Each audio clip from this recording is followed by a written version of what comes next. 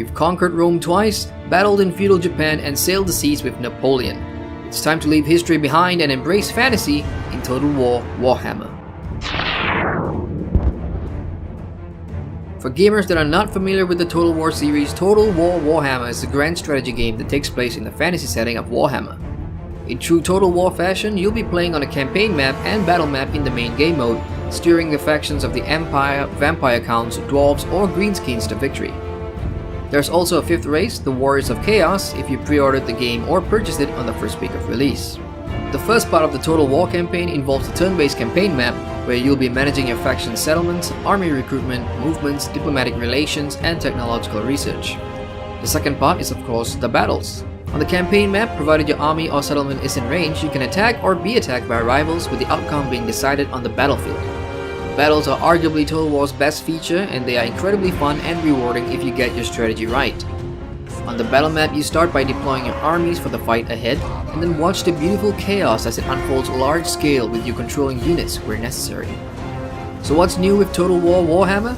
If it wasn't obvious, this is the first time that developers Creative Assembly have deviated away from the tried and tested historical theme to tackle a fantasy setting, giving the game a new look and fresh feel with non-human armies, monster creatures, and of course magic. This makes the game appealing for a wide range of audiences, especially to fans of the IP Warhammer. We should also note that Total War Warhammer is the first in a trilogy, with sequels planned that includes expansions and standalones for the future.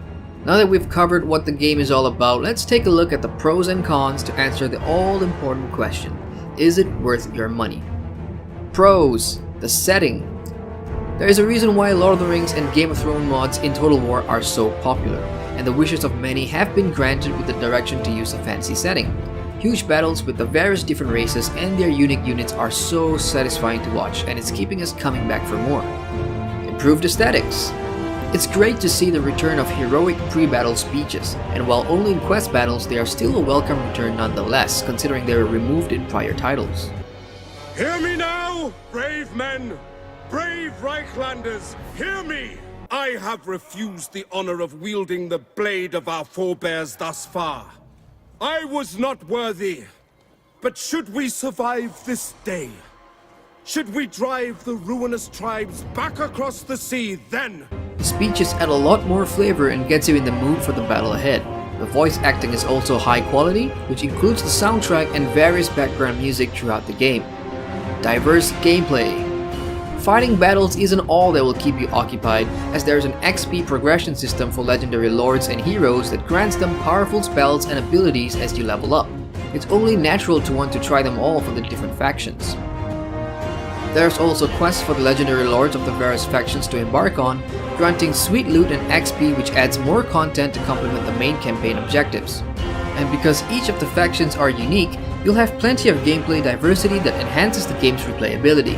For instance, when playing as the Dwarves, you'll need to ensure all the grudges in the Book of Grudges are resolved, or there'll be penalties and diplomatic consequences among your fellow Dwarves. The Empire, on the other hand, can elect lords as members of office, granting each one provincial boosts and other perks.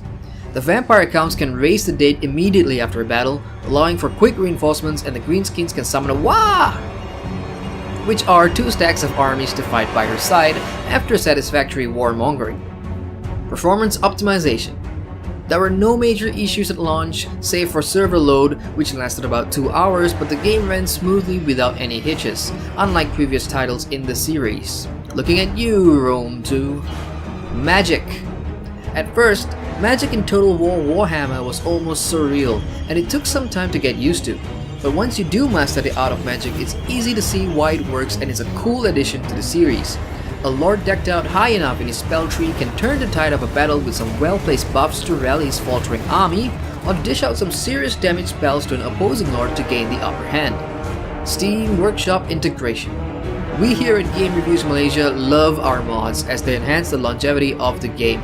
We are happy to report that Warhammer fans and Total War fans alike have banded together to produce a ton of mods, and there's so many out there that we highly recommend. Price. At 105 ringgit, the game is a steep buy-in, but for the amount of hours you can put into the base game alone, it's a solid investment for hours of solo fun or with friends. Now throw some mods into it and it's easy to get your money's worth. The cons. Removed features. Sadly, this seems to be a recurring theme for recent Total War titles. In Warhammer, there is no family tree system and minor settlement battles takes place on an open field and not in, well, minor settlements. That's just bizarre. On the multiplayer front, we have to report that it is disappointingly lackluster. There's nothing like what we got in Shogun 2's epic meta multiplayer. DLC crap. The Chaos Warriors DLC mishap could be the first of many. They are a core faction in the Warhammer universe that was removed from the main game and put into a DLC to boost pre-order and launch day sales. Unfortunately, for gamers, that's just bullshit.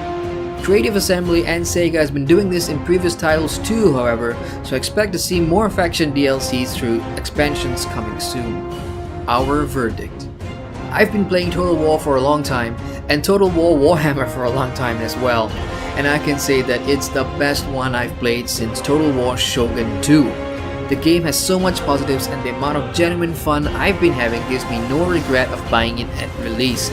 Sure, there are some negatives such as the removed features and the Chaos Warriors DLC, but they don't take much away from the core experience.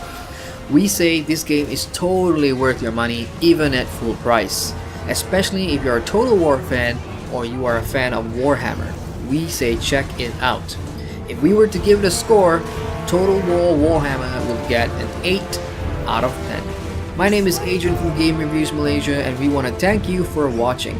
Give us a thumbs up if you enjoyed this review as it would really help our channel, and do subscribe to us for more game reviews.